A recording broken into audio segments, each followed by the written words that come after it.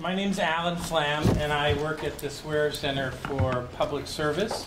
I'm filling in actually for my colleague Janet Isserlis, whose mother is very ill, who has been working with our panelists and was scheduled to moderate this. So this honor falls to me, so I'm really happy to be here, and I really want to welcome you for being here. It's a beautiful day, beautiful Saturday. And I'm excited that you're here to support these great panelists, the work that they've done, and their opportunity really to share it with a larger community of people. I say I always look forward to this Theories in Action conference because how many of you have written a thesis or a senior capstone project in the audience besides people here? So those of you who've done it know that it's a long process.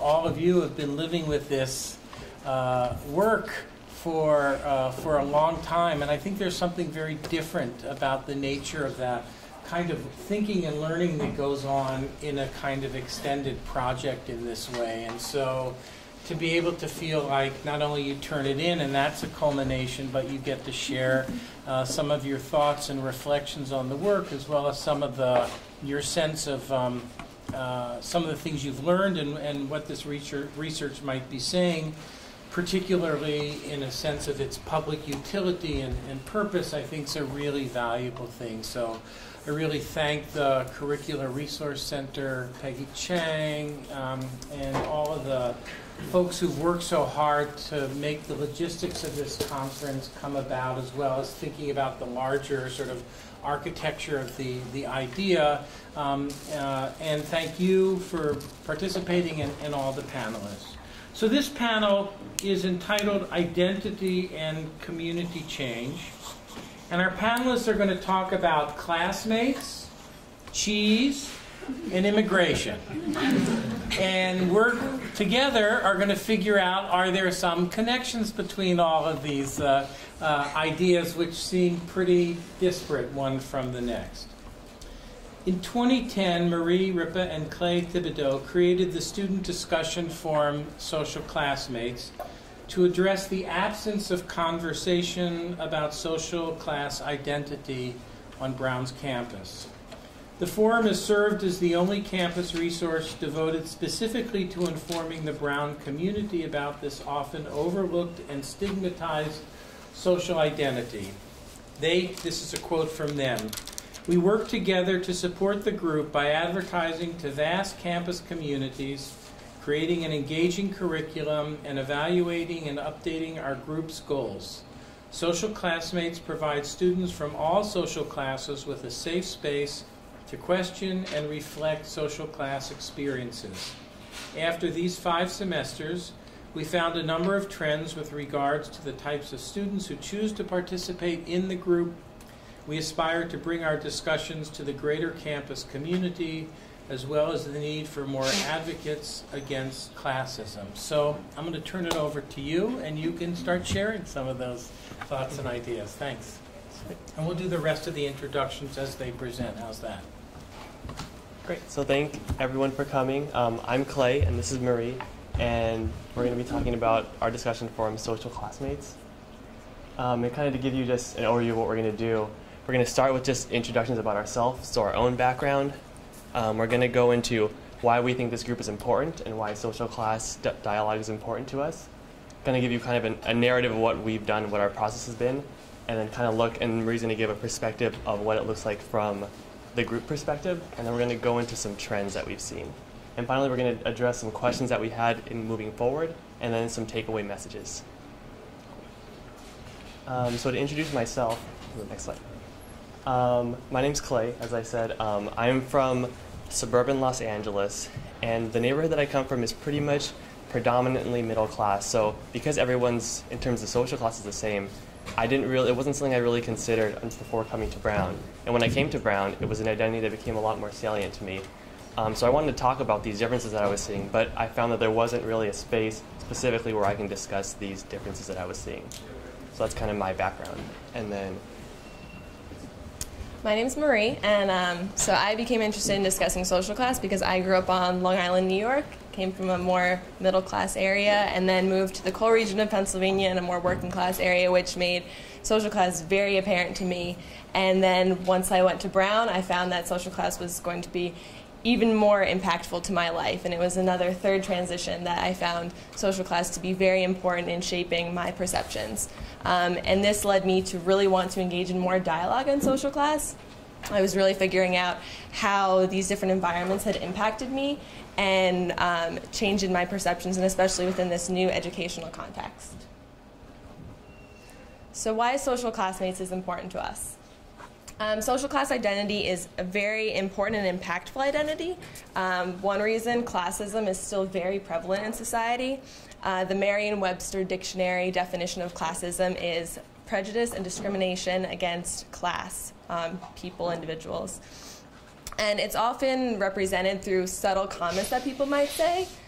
So this can be manifested through discussions on food, clothing, vacations, just the connotations that people might have that show their regard of their social class with reference to someone else's.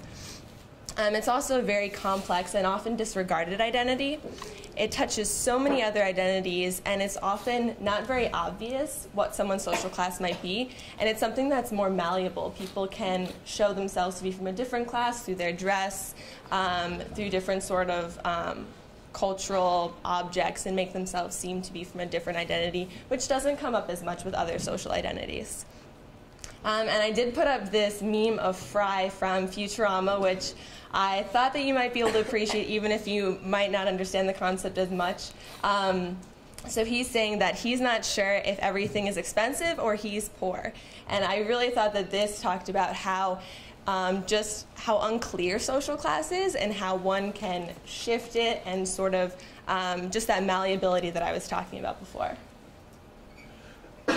And now more of why social class identity is important at the level of Brown.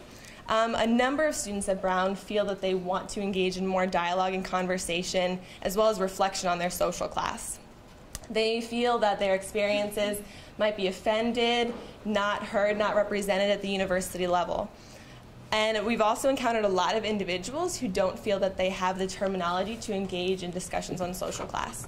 They might know the politically correct ways of discussing gender identity or racial, ethnic identities, but about social class, there just isn't as much dialogue on how to appropriately initiate those conversations.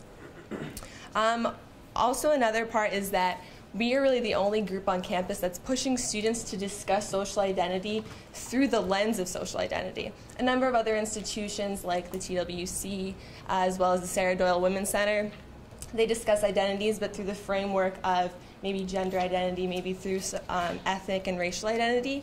But Social Classmates is pushing this conversation really with the primary focus in social class. We're also the first group which has been encouraging profound and very intimate discussion on social class. We've created a very safe space, and which is comfortable for individuals as well as confidential, so people can feel good about reflecting on this. Now I'd like to end my discussion on a quote that came up in the Brown Daily Herald a couple of days ago. They've done a series on Money Matters.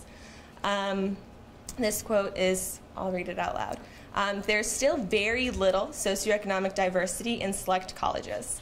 In the top 200 colleges, which includes Brown, the share of people from the bottom 25% of the income distribution was about 3 or 4% in 1992 and 3 or 4% now. Now, I think this quotation very much shows how lower class individuals are not well represented at the university level. And especially for this reason, we can assume that their voices, interests, and concerns may not be as heard as they should be. And especially in considering, as we're college students, the education that we want, without having a large amount of diversity, it's more difficult for us to have an enriching education. And within this situation, this context, we're really interested in pushing the conversation on social class so individuals can figure out their experiences as a number of individuals are coming into a situation in which they will feel marginalized. And now, since I've done all this explaining about the importance of identity as well as our need for conversation, I'd like to bring it over to Clay again so he can more talk about the history of our group and what are the impacts that we've been having on campus. Great. So yeah, So to give a little bit of background, Marie and I started Social Classmates as a project out of a GISP entitled Identity and Cross-Cultural Engagement, which we took in the spring semester of our sophomore year. And this specific GISP, Group Independent Study Project, discussed not just social class identity, but a variety of different identities, such as racial, ethnic identity, religious identity, gender identity. And Marie and I, we hadn't known each other before, but our shared interests from our respective backgrounds brought us to be interested in facilitating the discussion on social class identity that we were doing. And so we met together, and as we were kind of discussing, we got really into the conversation, and it brought us back full circle to a topic that we'd revisit a lot of times later, which is social class at Brown and how it's represented. And we kind of got to questions of, why do we think that it's such a silenced identity? Why don't we hear dialogues going on about this? And is there a way to get this to change? Is there a way that we can make people engage in these dialogues? And if so, what is the way that we can do that? And kind of thinking about other groups on campus that bring people together around a shared identity or interest in a shared identity, we were wondering, is there a way to bring people on campus together around the identity of social class? If so, would people go for this? Is this something that would be legitimate, and what would it look like? And so these questions kind of brought us to a component of the class, the more tangible part, which is the cross-cultural engagement side, in which each member engaged in an action plan in which they were to go into a community and learn about it, explore an identity that they weren't necessarily familiar with. And so we thought this was an opportunity to create a discussion group that would address social class and that we'd be able to engage in that dialogue with the greater community. And so we got the approval from our GIST sponsor, and when we were going through this, we didn't really have a precedent of what to do. We weren't sure exactly how to go about doing this group that had never existed before. And aside from all the logistics of just putting together a group, we just wasn't sure how to go about doing this. And our first step really, we found, was just to find interested people. And based on what we'd seen, just the silence around social class, we weren't sure how difficult this would be. We weren't sure people would actually be interested in this. But nevertheless, we went ahead, and you can see some of our first advertisements. It's not perfect. There's a lot of, it's kind of hard to read, it's kind of small, but this is how we kind of got people as attention. And what we used were kind of provocative statements or questions that people on campus could relate to from both ends of the social class spectrum. So one of the questions that we might ask on these are you embarrassed to be the only person in the group of friends who has to fill out FAFSA? Or on the other end, are you embarrassed being the only person from your group of friends who doesn't have to fill out FAFSA? So working on ways to get people engaged and start thinking about social class based on their own experiences at Brown was kind of how we try to get people. And we also kind of emailed listservs. We just kind of went through the list of every lister that we thought might have some tie to it, and then we kind of just emailed them and told them to send out this announcement. So we kind of operated under the guise of our GISP, we were able to advertise for our discussion group. So then, once we had interested people, and we were actually surprised based on the limited amount of advertising we were able to do and how little resources we had, we had 12 interested people. And so once we had the people, we kind of wanted to see how we can get diversity. So we wanted to make sure that there'd be a diverse array of opinions and experiences so that people would be able to truly learn from each other. And how we went about doing this was through a questionnaire that we created that we asked people to document their experiences with social class. And this wasn't by any means any way of excluding people. It was just a way to get people to start thinking about it, but also to gauge the level of diversity we have and how we would cater our discussions to meet what we were having. And so we ended up with our first group, which is 8 people. We started meeting in April just because it took a while just to get everything going. So we only had about 7 meetings, but the ones that we had a lot of meaningful discussions around social class. And people did enjoy the safe space that we had, and people started saying that we're really glad that we have this group now, and it gave us a space to discuss this identity. And we noticed also that because it is such a difficult identity to discuss, people were reserved at first, but towards the end, once there was a greater sense of comfort among the group, people were willing to share their experiences more. And so this kind of whole experience with this GISP ended with a documentary, and here's a clip from that. That kind of chronicles this experience of our action plan, Social Classmates. So that ended. And kind of moving from there, we had kind of an awkward phase where we weren't sure exactly where to go from there. because this was a project from a class, but we did want to extend it further because we did see this interest among the campus community and kind of the need for a space to discuss social class. So after that, we were into the obstacle of where do we fit in on campus? Are we in an office of diversity? What kind of initiative are we? Because it didn't seem like there was a space specifically for social class identity or an office with which to put ourselves under. But we did want to continue. And what we ended up doing was actually partnering up with the Third World Center because they have such an emphasis on diversity and making sure the campus is engaged in that. And that's kind of how we started operating. And the second semester was really the big semester where we saw the most growth. We had about a doubling in our rate of participation. We ended up taking a past participant and having him serve as a facilitator and splitting up into two groups where we would talk. And so this expansion has continued since then. It's something that we're really happy about. And we're continuing right now to get the support of the Third World Center, which has really been really great. And we're also figuring out ways to make that partnership more salient and how we can utilize it more and their resources. So next year, when Marie and I graduate, we'll have a faculty advisor to help the transition process. And another cool thing is we feel like we're getting a lot more recognition on campus. Back in about a year ago, this was an article that appeared in the Brown Daily Herald that discussed kind of the work that we do. So we're happy about that. So I'm going to talk about more an in-depth look at what happens within the group of social classmates. So I'm sure you're wondering, what are the things that we actually talk about in this group? We do start from more an individual reflection stage and then go into a group conversation. So we understand that a lot of students have not really engaged in dialogue on social class, have not had the time and the space to really reflect on it. So through this individual reflection stage, we help students to learn more of the terminology around social class. Some of the terms we talk about are classism, privilege, wealth, and the differences between social class and socioeconomic status, so people can feel comfortable in engaging in these discussions with other students. And then in the second phase, we go into more conversation in which we go through more organic or structured discussions, and also in a lot of group sharing activities for people to talk about their experiences in a more structured and respectful way.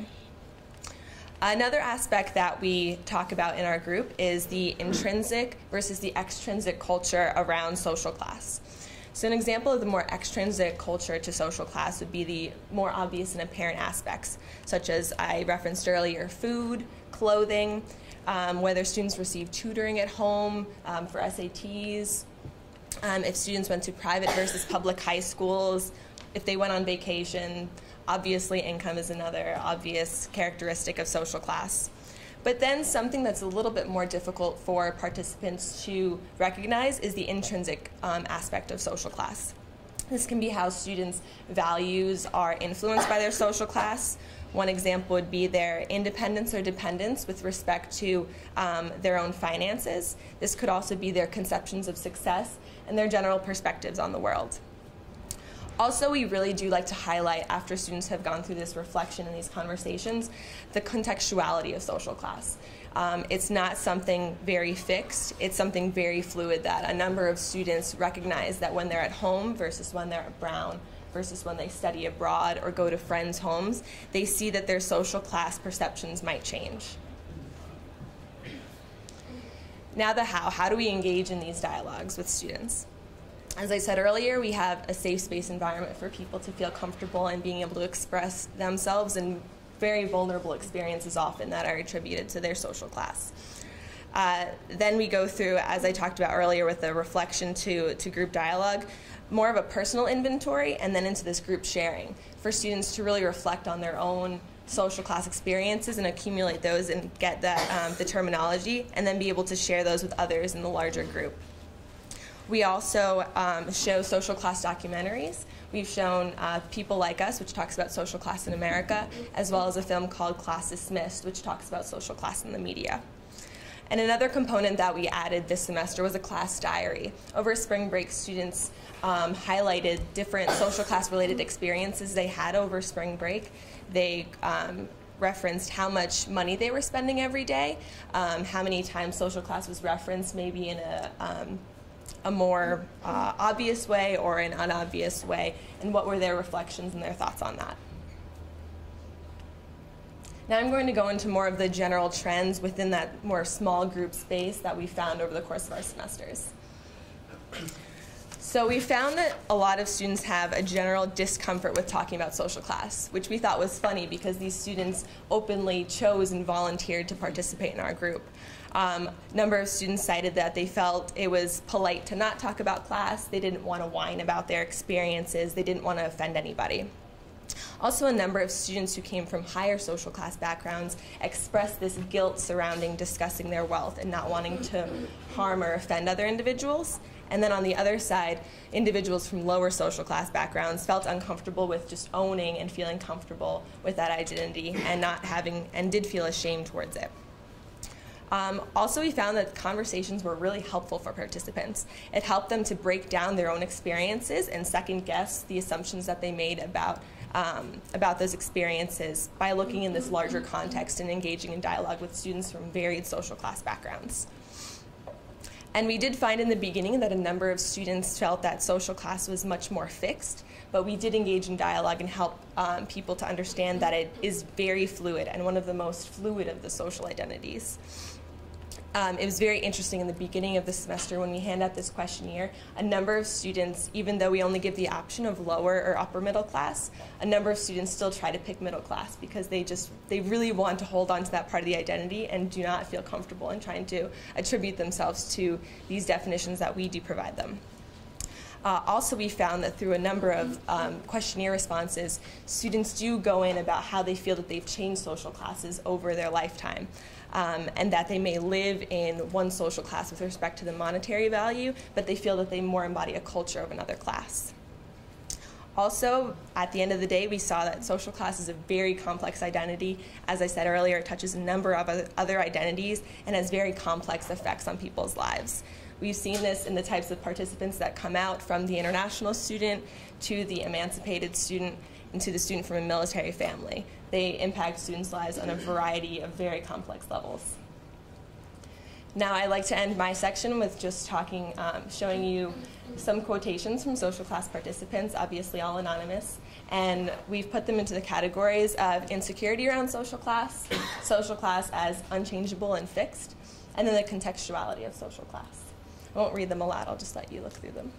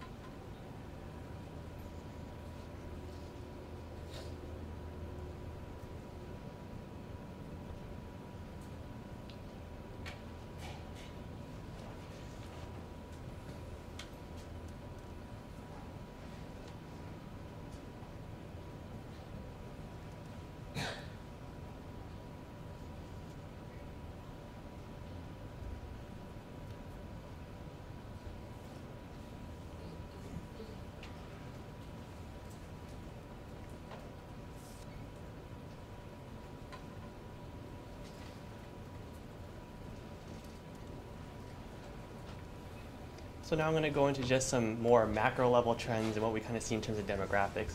So this is self-identified or perceived social class. This is what participants identify as their own social class and how it's distributed, and this is throughout all of our semesters. And you can kind of see it looks kind of, I guess, Gaussian. So you see a lot of people in the middle, but not so much of the extremes. And well, this is kind of a normal distribution for any other type of measurement. For our purposes, what we really want is an equal distribution ideal in an ideal world. So we're seeing that still kind of what Marie had said, that people do feel more comfortable identifying in the middle, and people at the extremes probably do feel more distant in discussing this identity. So that's something that we found, and ideally we like to look at ways to get more representation from equal levels. The next thing was we looked at class year 2, and we see a lot, for the most part, freshmen and sophomores seem to be our biggest participants, and we think this kind of highlights the idea that transitioning to Brown does have a lot of implications with your social class. It's an adjustment from where you're coming from to a place with not only different people, but also just being in college has its own kind of implications with regard to social class. So we think this is kind of indicative of the adjustment period and how people at this time really do enjoy a kind of safe space where they can have these discussions. And we also looked at kind of in evaluating how we're doing, the rate at which people drop out of our discussion forum. And at one point, it does seem like it's pretty significant. But when we actually look out the amount that's due to actually unknown reasons, I guess what we're normalizing for is people who have emailed us and told us due to scheduling. So we do lose a lot of people just due to scheduling and just due to busy schedules. But we have been able to decrease the amount of dropout due to just unknown reasons. So people, and this might be indicative of people maybe feeling discomfort with the group. So we are improving over time, and it's something we want to continue improving on. And so just some questions moving forward. We want to know, how can we evolve with the ever-changing Brown culture and make ourselves applicable as the Brown campus grows? How do we engage more of the student population in our social class discussions, as I kind of mentioned as a goal before? And how can the university support a socioeconomically diverse campus? Right. And just some takeaway points. So as Marie said, social class is a very complex and often stigmatized identity that people generally feel uncomfortable addressing. For many people, class has become apparent most when first entering Brown, and for this reason, dialogue surrounding social class is very important. And Social Classmates, our group, aims to encourage people to break the silence and become advocates against classism. And finally, we're just going to continue operating and focusing on how best to serve the Brown community. So thank you very much.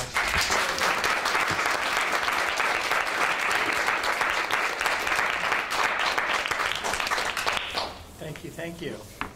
So Veronica Clark, who's the third one there right in front of the computer, brings us to Wisconsin cheesemaking and the ways in which insistence on valid, sustainable, and embedded products can foster a viable network that can push back against industrialized production.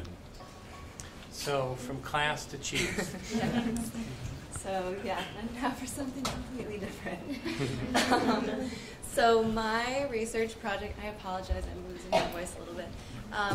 My project is on cheese, as some of you know, but I'm going to back up a little bit. The full title of my research project is Viability of Heritage-Based Agricultural Cluster Economies in Promoting Rural Development and Resilient Systems in the United States. So that's a lot of words. I want to talk about a few of them. So first of all, viability.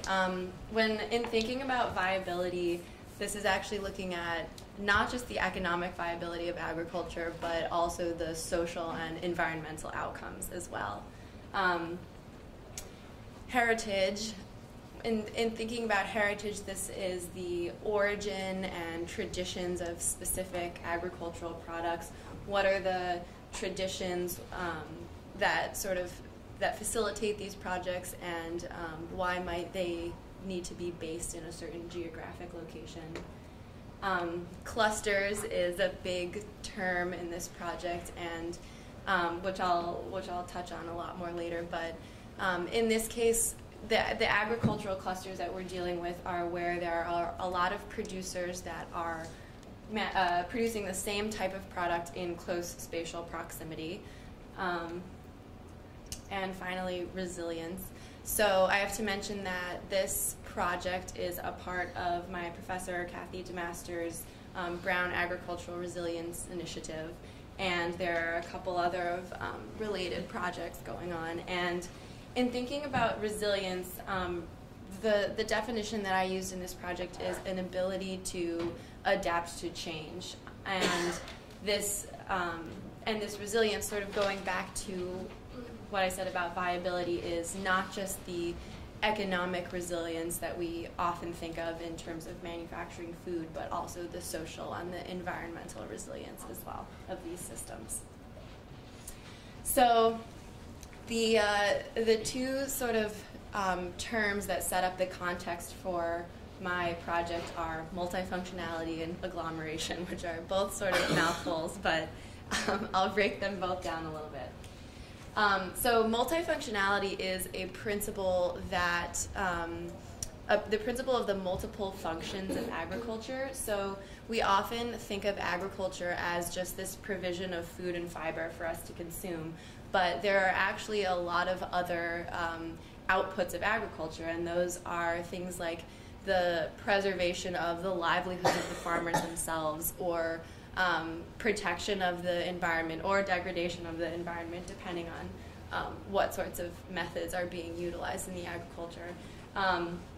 And then also the cultural implications, what sorts of traditions might be being preserved through the type of agricultural production that's going on. And so one of the definitions of multifunctionality from the that I want to point to is the existence of multiple commodity and non-commodity outputs that are jointly produced by agriculture, and the fact that some of the non-commodity outputs exhibit characteristics of externalities or public goods, with the result that markets for these goods do not exist or function poorly. So what that means is we know what the price of corn and wheat is on the market, but it's harder for us to value those sort of environmental and social implications of agriculture.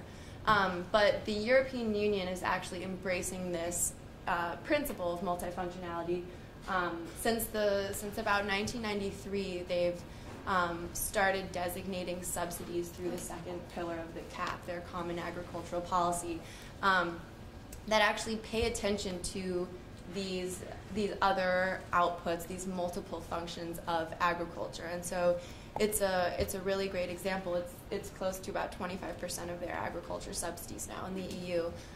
It's a great example of starting to re-embed some of these other values besides just output, production, and price. So then, agglomeration. Agglomeration is an economic theory that speaks to the phenomenon where multiple firms that are doing the same that are producing the same product or working towards the same goal are co-located in one area, and it's normally in economics is an urban phenomenon. So you can think about the Silicon Valley or the New York City garment district, the auto industry in Detroit. These are areas where actually the co-location of these firms has facilitated their success, whereas you might think firms that are doing the same thing would want to locate further away from one another to sort of have smaller monopolies. But actually, because of things like the strength of the labor market and the knowledge sharing, formal and informal, that goes on when these firms are located close to one another, it actually is beneficial for their businesses.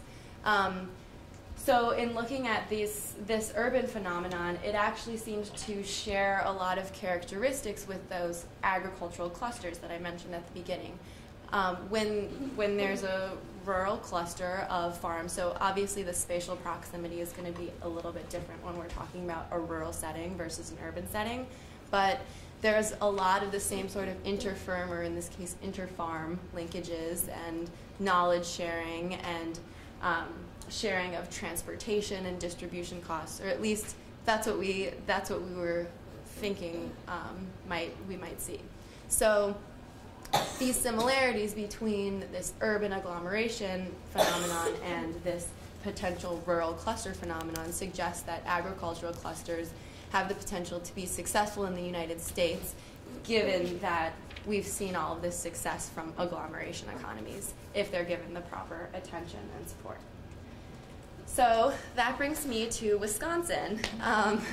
This is a map from the Department of Natural Resources from the state of Wisconsin, and the lighter region in the southwest is called the driftless region, and this is the site of our case study for the project. The driftless region is an area where during the last glaciation period, about 50,000 years ago, there was a lack of glacial drift, hence the driftless. And so the land character of the region is actually different from that of the rest of the Midwest. So the rest of the Midwest is very flat, conducive to corn and soybean production that we all sort of associate with that area. But in the driftless, it's actually not quite as conducive. I mean, there's certainly still a lot of corn and soy production there, but it's not quite as conducive. There's a lot of high quality forage and grasses, so part of what might contribute to Wisconsin's reputation as the dairy state, America's dairy land, or the home of the cheeseheads, is that the cows and the goats are grazing on this really high quality forage, and so on this really high quality grass. So they're going to have be producing really good quality milk as a result. And I'm from Chicago, so it's just like 2-hour drive to where our research site was, and I love cheese, so this is a very appropriate project for me to be working on. So these are the cheesemakers, and one photo of me. So my advisor and I, based on the research into multifunctionality and what the implications of this artisanal cheese production in the Driftless might be, and also thinking about the potential characterization of the region as a cluster, we went to the Driftless region of Wisconsin for a couple weeks over the summer, and I returned again in January, and we did a series of in-depth, semi-structured, in-person interviews with a number of cheese producers in the region and also key informants to the industry. So that's people at the state level, people in cheese retail, and just a bunch of characters that all had various insight for us on the region. And so we were in these conversations, which typically lasted about an hour, but some of them were 2 or 3 hours long, which was a lot to transcribe. We really got to know these producers and got to learn about their processes, what they think about the cheese, what they think the cheese means. It's actually a product that has a strong reputation. I mean, people think about dairy when they think about Wisconsin, and particularly this artisanal cheese is starting to sort of gain more and more momentum as an alternative to the industrialized production that is also present in the area. So there's also large craft cheese factories and other kind of industrial commodity examples of production that are very different, have very different values, and do focus more on just that economic output rather than the social and the environmental aspects of it as well. So based on these interviews, what we were looking for is what indication do we have that this area is actually a viable cluster, and how might we utilize those themes to look at other potential clusters in the U.S. So all of the interviews, which I think there are about 34 interviews total, were transcribed and analyzed using in vivo, which is a qualitative data analysis software. And the 4 major themes or indicators of a cluster that we came up with informing the Driftless cases characterization are local services and local intermediate goods, knowledge sharing, natural advantages, and a competitive context driving innovation and productivity. So I'll kind of go into each one of these. So first of all, local services and local intermediate goods. What this means is that having all of these producers located in this particular area, they're actually able to get a hold of things like really high quality milk, and there's a lot of local provision of the herbs and rennet and other production inputs to the cheese, not to mention the actual cheese makers themselves. So Wisconsin is a state that has a pretty rigorous licensing program for their cheesemakers, unlike any other state. And so one of the kind of local intermediate goods that's available is the producers themselves. And one quote from one of the cheesemakers we interviewed is, "The first thing to understand is Wisconsin is truly the dairy state because, with a few exceptions, we're the only place where you can grow all your feed for your dairy. Most places you ship feed in." So not only are the cows and the milk local, but everything that they're eating is local as well. So the second theme we found was knowledge sharing. And so I'll start this one with a quote. "Among the cheesemakers I know, there's a fair bit of help. They just come together and really help each other, and they're really good with that. What I've been impressed with in the marketing side, for the most part, we'll share leads. I just do a cheddar, and then, but I said, if you want, this other thing, you should go talk to these guys." So what this means is it's sometimes when people are talking, like, it's not as eloquent as I know. But what he's getting at is that there's really this free flow of knowledge. And so these producers, you know, one is making a cheddar, one's making a goat cheese, one's making a blue cheese, and so they can really share everything that they know about the distributors and the different markets, venues where they might sell the cheese. And then going back to that licensing program that I mentioned, the sort of the venue for that is courses at the University of Wisconsin and apprenticeship program. So every cheese producer actually learned to make cheese from another cheesemaker in the area. So there's this really strong bond between them, and they all know one another. They all talk. They'll call one another up if they have questions or if they need to. There were some examples of producers making batches in one another's vats, getting to learn their other sorts of equipment. And then also sort of one other piece of that is there's also a master cheesemaker program in Wisconsin where you have to be practicing cheesemaker for 10 years and then you go on to do a 3-year course at the university. And so that is just another example of a venue that's really bringing together all of these producers in the area, and then sort of the informal knowledge sharing just builds from there. So the next one is natural advantages. I talked about the driftless area and its unique sort of land character in the Midwest. And what one producer said is when you're in the driftless region, it's not really set up for the corn and beans, as I said.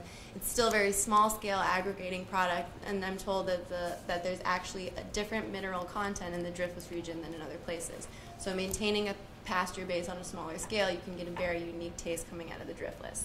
So we definitely heard this from a lot of producers, and while it was sometimes difficult for them to explain to us exactly what that quality was, it tended to be sort of an earthy flavor, or just because of the way that the area is set up, there's really clean water, the air is really clean. It's just a very high quality product, and that quality certainly comes through in the cheese. And one other thing that I should mention about natural advantages is the proximity of the area to Chicago, which is a big food town, was another sort of benefit or natural advantage, its location.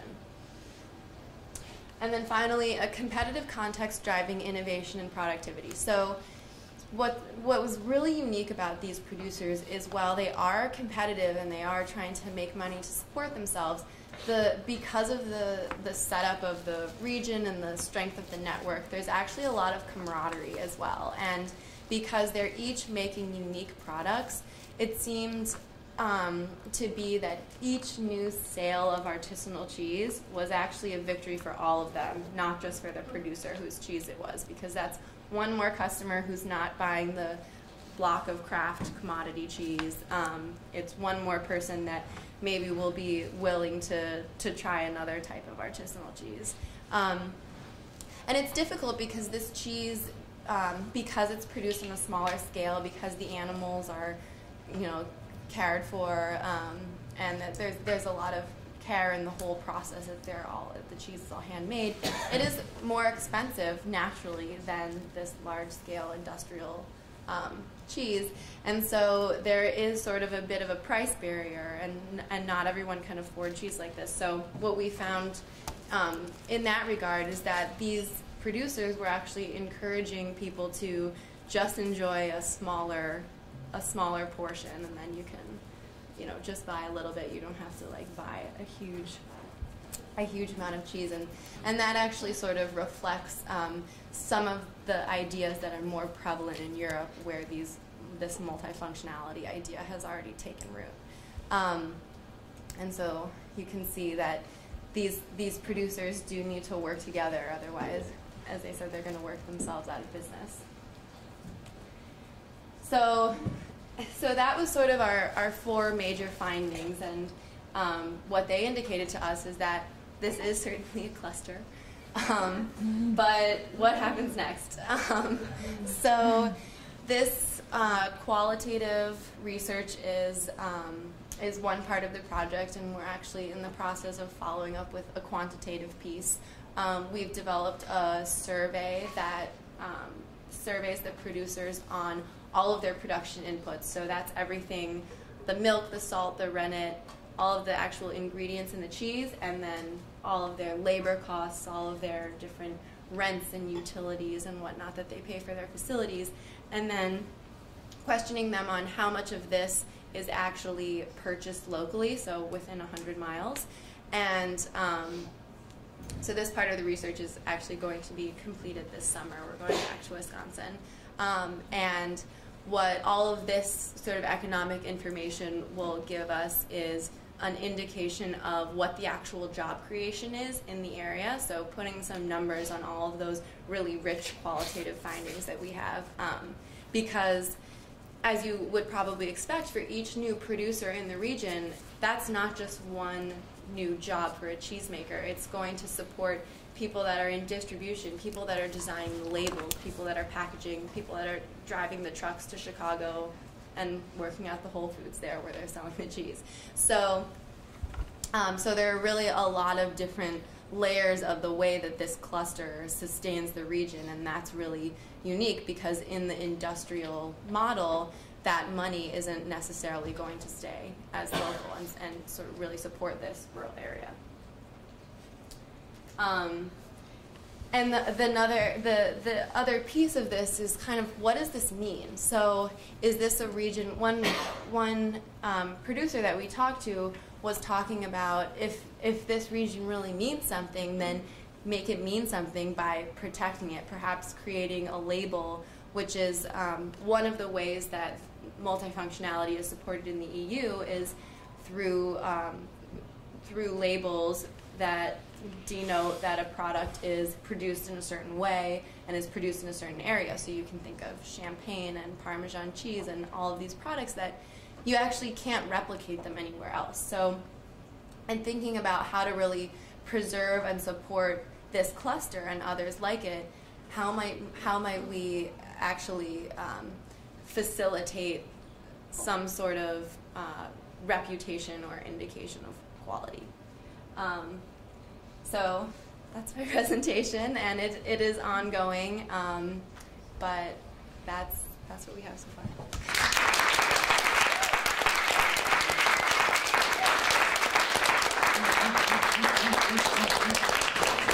Thank you, Veronica. As a way of research, did you check your what's the word I wanted? I lost it. I will remember it. So Chinese immigration and influence throughout the world is indisputable. It is one of the oldest cultures in the world and China is one of the most influential countries in the world today. The Chinese experience in Latin America is still a relatively understudied topic. So our next presenter, Leland, Lazarus, sought to bring this experience to light via the Chinese community in Panama. He explored the reasons behind Chinese migration to Latin America and the contemporary political, social, and economic issues these Chino-Latinos face in a Latin American context. So, Leland, it's all yours. Thank you, Mr. Flynn. First and foremost, thank you everybody for coming over and listening to us present. It's been absolutely amazing. And also, first and foremost, how many people have gone to Latin America in the first place? Okay, what would you describe the culture? Is it multicultural? Is it unicultural? What is it that binds them all together? Is it the language? Is it the culture? What is it? Anybody? Anybody at all? Language, right? yeah. You think so? All right. Well, I started this whole project because I went to Panama back in 2010. My lovely parents over here, they were both born in Panama, and I never had the opportunity to go to the home country until 2010. And I taught English, and the story all begins with this little guy over here. His name is Victor, and he was in my third grade class. And I was thinking to myself, what in the world is a Chinese guy doing here in Panama? But of course, as I spent more time in the country, I realized that they were present everywhere, not only in Panama City, but all throughout the country. And I realized that they've actually been in Panama for over 158 years. So what I'm going to attempt to explain today is first talk about the history of the Chinese throughout Latin America. And I'm going to use Panama as a case study for it. Now, of course, I can't speak to the Chinese experience, say, in Cuba or Peru or Chile or what have you. But there are a lot of the same push-pull factors that brought them over. So, first and foremost, there are three important time periods about the Chinese immigration to Panama. The first is in the 1800s, 1834 to be exact. That's when the British Empire abolished slavery. So throngs of freed African slaves were free to move around the Caribbean and throughout Latin America. So of course the British were thinking, well, where am I going to find replacement labor? And they found that answer in around the 1850s to 1860s when they came into contact with the Chinese. And they had the Opium Wars. After the Opium Wars were done and the British crushed the Chinese army, they not only had more economic power and economic clout in China, but they also had access to new Chinese labor. So they brought over Chinese people to then work in their Caribbean empires, their Caribbean colonies. And Panama in particular was a transportation hub. It was from Panama that the Chinese were then sent to, say, Jamaica or up north to the other places in Central America or down to South America. Then the second area, or the second time period, is from 1940 to 1949. At that time, China was experiencing a lot of unrest, right? From 1931 to 1945, there was the war with Japan, China and Japan. And then from 1945 to about 1949 was a civil war, right, between the Kuomintang, the nationalist government that ended up becoming Taiwan, and of course the communists, which is now the People's Republic of China, which is China's current government. So during that time, there was a very volatile and violent situation in China that pushed a lot of Chinese to either flee. If you were a landowner, you were persecuted by the communist government, so you had to leave. And they sought refuge in other areas. And if they couldn't go to, say, North America, Canada, United States, then they moved to Mexico, to Cuba, to other areas in Latin America, to Panama. And then the third time period now is from the 1990s to today, which is a huge economic push. I know we've all heard about the rise of China, that China is experiencing huge economic and political clout in the world. And what comes with that economic clout is these businessmen coming over to Latin America and investing. Of course, this is also happening in Africa, but it's also happening in areas in Latin America as well.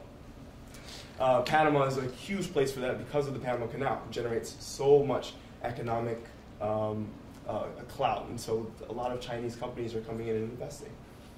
But in addition to the Chinese businessmen, there are also low-class Chinese people who are brought over by their relatives and ancestors from the previous areas to come and work in their shops.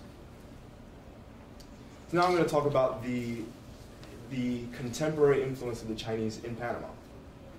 They make up only about 5% of the population, right? About 160 to 170,000 people out of 3 million, right?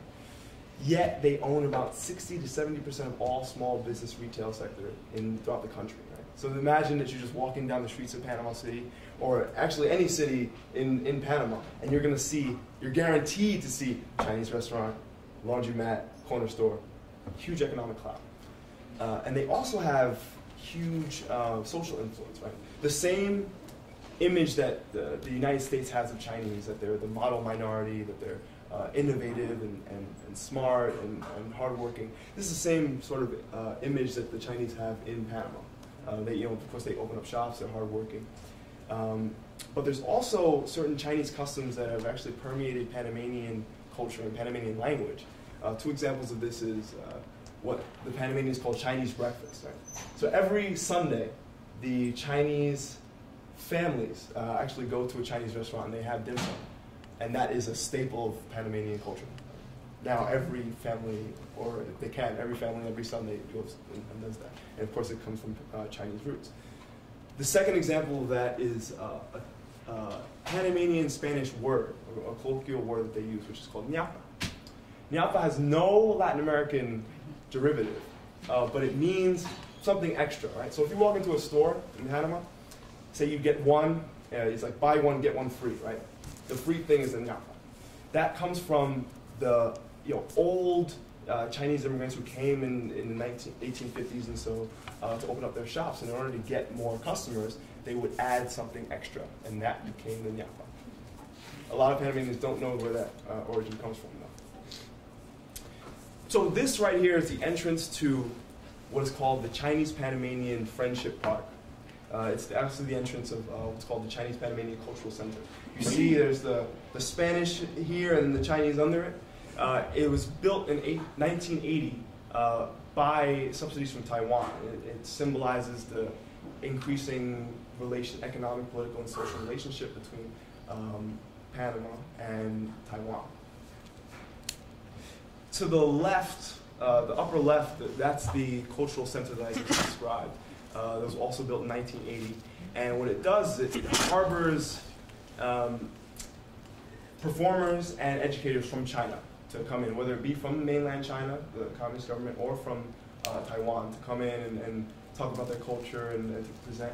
But a really cool thing about this center is that it also has a school. It's called the Sun Yat-sen School, which teaches not only Chinese Panamanians or Panamanians of Chinese descent, but also regular Panamanians.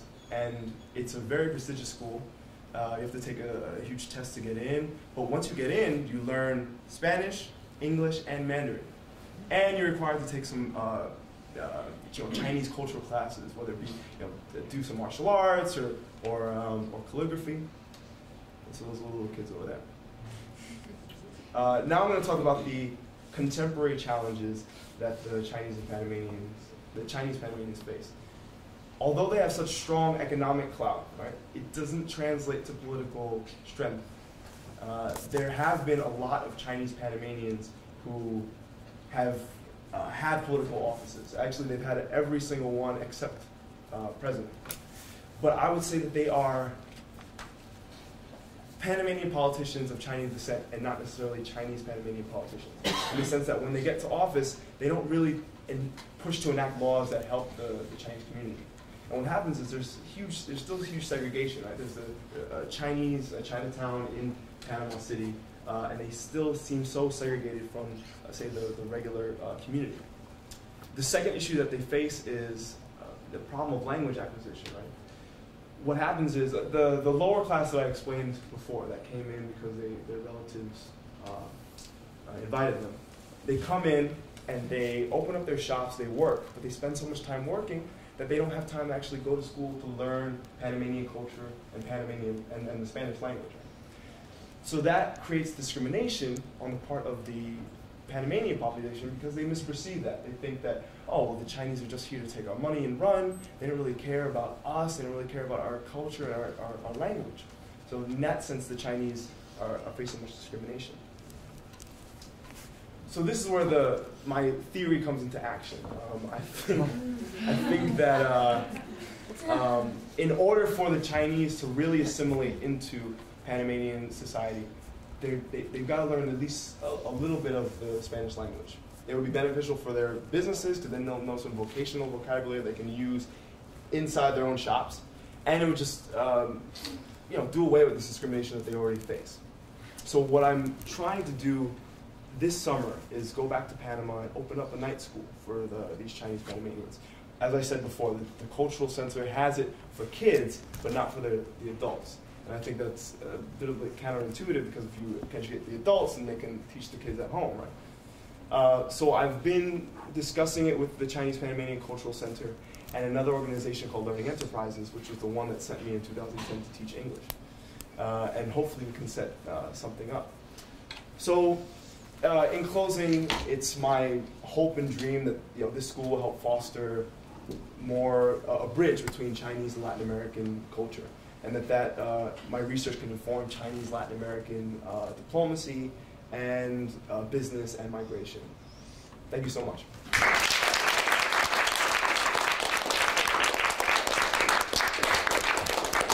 Thank you. thanks to all of you. So we do have probably about 15 minutes or so if there are particular questions that people have for any of the panels. I already see a hand back there, so jump in. I have two questions. The first one's for Clay and Marie. Yeah. Okay. Well, first of all, I think the work that you guys are doing is absolutely amazing. When I first came to Run, I noticed that there was, great gender diversity, pretty good ethnic diversity, but socioeconomic diversity was not something that, was really talked about. So the question I had for you guys was pertaining to the survey that you had done, and I'm curious to know it was the question on how students self-identify, and I was wondering, did you guys talk about how they measured their own perception of their backgrounds, and because it doesn't seem to be indicative with what the campus at large is comprised of. As I noticed, I know the majority of students on campus are not on financial aid, but so I would, equate that with upper middle class or upper class. But it seemed on the survey that you guys had, which, sorry, I'm pointing stuff there, it seemed that more students identified with lower middle, lower working class backgrounds. And then my second question is for Leland. In your opinion, I'm wondering, do you think the Chinese in Panama have retained their culture on the whole, or has it been sort of fused with Panamanian culture, similar to what we think of Chinese American background? And do you think that the Chinese schools have had a large impact on it, or not?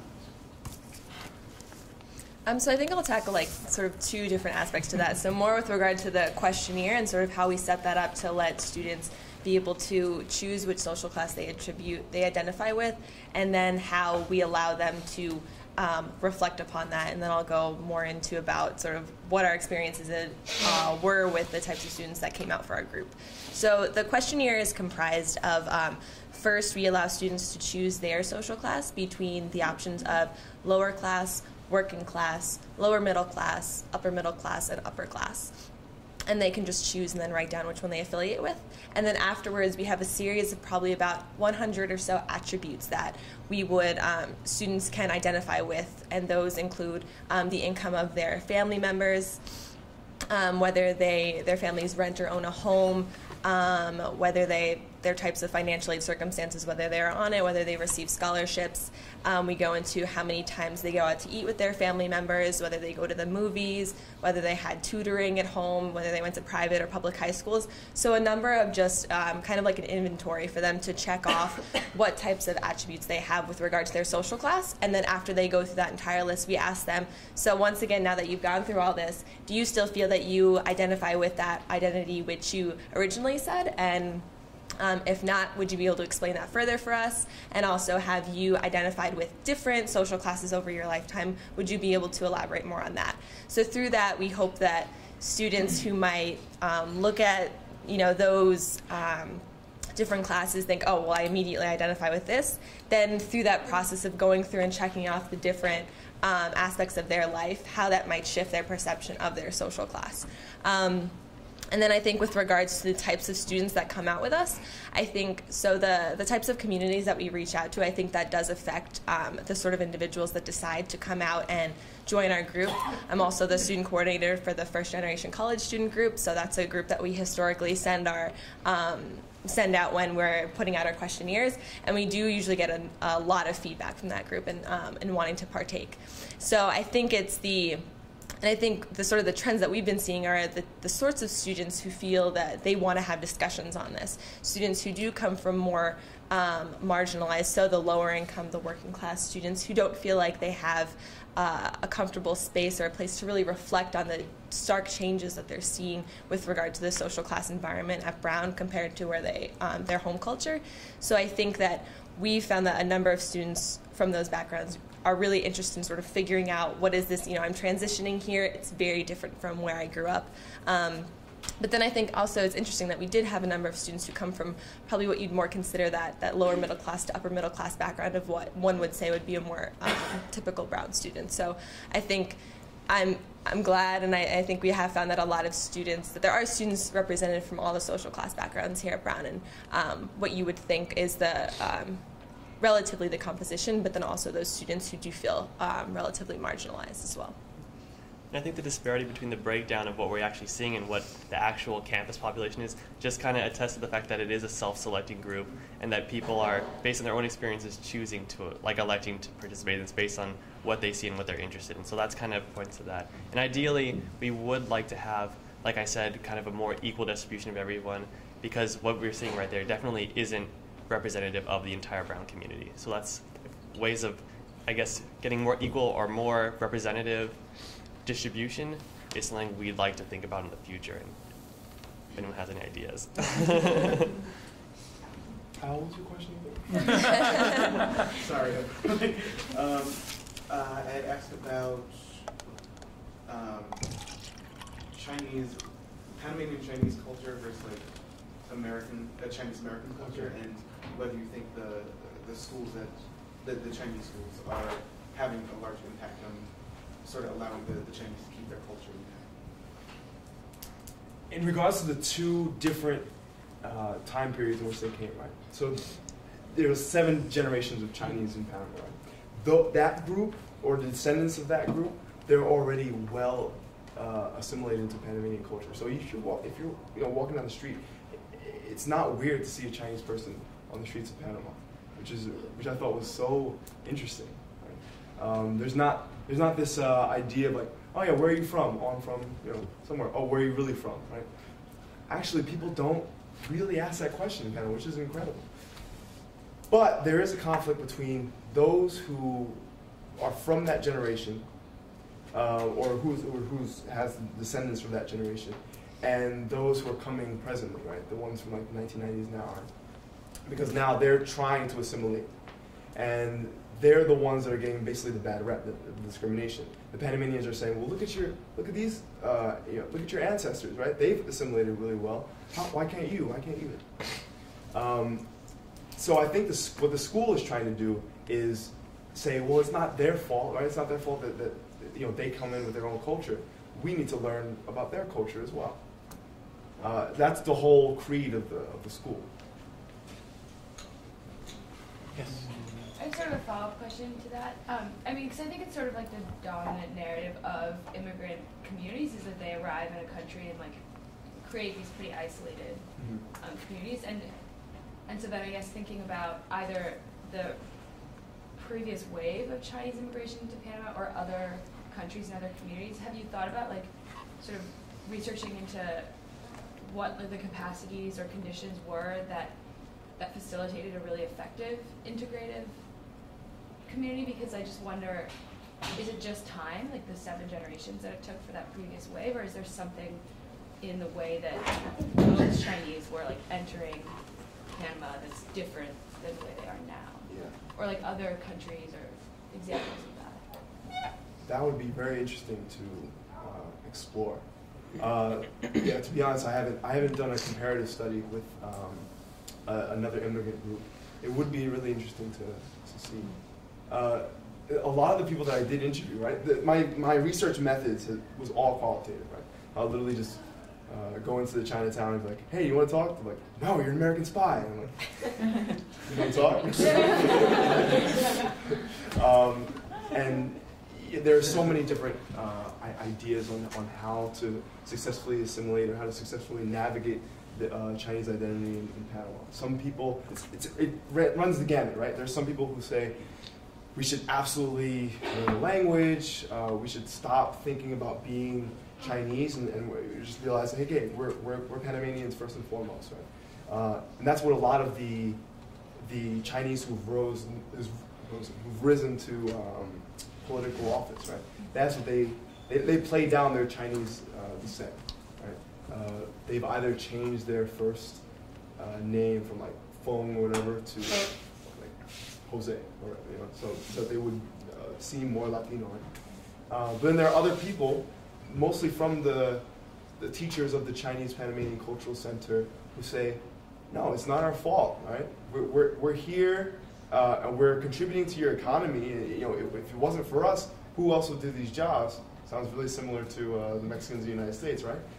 And so it's up to you guys to learn from us, right? Yes. Just also for the, again, kind of follow-up. So if language is inextricably tied to culture, which is what you open your presentation with, what do you think about, would teaching the Chinese to learn Spanish, would it kind of diminish their identity as Chinese Panamanians, or is maintaining a minority identity in Panama not as much of an issue as it is here in America? Here in America, minorities really want to maintain their identity, maintain their culture, but from what you said, is that not necessarily an issue in Panama? And do you think teaching them Spanish would diminish their identity as a minority? I feel like it can only help them economically, right? Because now they can be taken advantage of in their shops because they wouldn't know what transaction they're making with another Panamanian because they don't really know that much of the language. So I think if anything, the language would empower them and give them more ability to participate in civil society in Panama. And I can't stress to you enough how strong the Chinese Panamanian Cultural Center is. It's like in the heart of Panama City, and every time that there's an issue that has to do with, say, like a Chinese Panamanian being taken advantage of, right? The Cultural Center will be the representative. So I think the fact that they still push so much for retaining your culture. They also say you should speak Cantonese and Mandarin at home so that your kids don't lose that. And the fact that they get to learn it in school is also a plus. So yeah, in my opinion, I think that learning the Spanish language will only empower the Chinese Panamanians. Yes. I just had a quick question for Leland.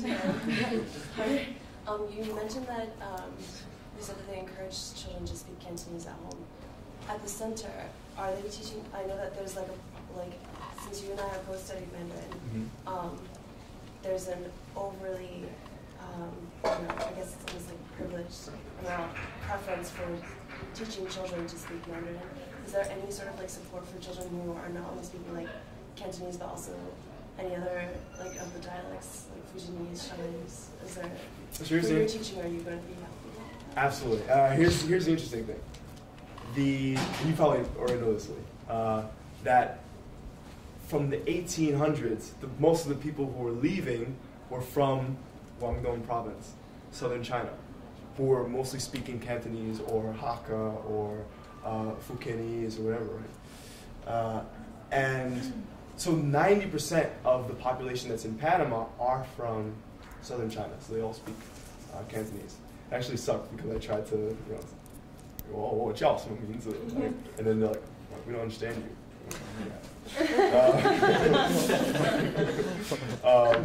But yeah, you're absolutely right. The cultural center privileges, or rather,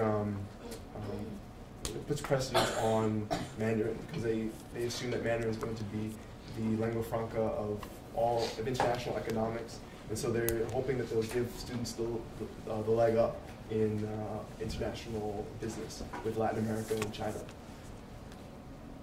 I don't feel like I have the right to judge whether that's something right or not, but I guess that's just how it is. Right? But what does happen is the students, the little kids, right?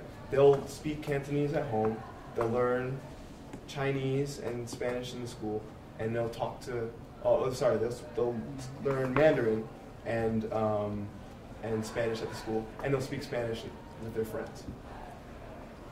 So a lot of them are trilingual, or quadrilingual. So there's time, so I'm aware of that. So thank you. I really want to thank all the panelists for their presentation. I'm going to leave the final word to Darcy, who's going to talk to us about texting, right? Great, yeah. I'll do that from a position where y'all can see me. And not You need the green. Oh, brilliant. Then I can even know what your keyword is. Great. So I'm going to tell you all about this exciting Synergy Award, which is going to be presented at the closing ceremony today to a panel that did a good job putting together a presentation that was better than the sum of its parts. That's the tagline. And so in your programs, if you have one or if you don't, right outside the store is this little green slip, and on it are keywords. So if a panel, you think this panel perhaps, did a good job of putting together a presentation that is better than the sum of its parts, all you need to do is text that keyword into 210-2012 TIA. Yeah, exciting phone numbers. And so you can vote for more than one panel, but only one vote per panel, and then the panel that receives the Synergy Award will get to present again for the whole conference today at the closing reception, where hopefully all of y'all will be also. Great. Thank you all for coming.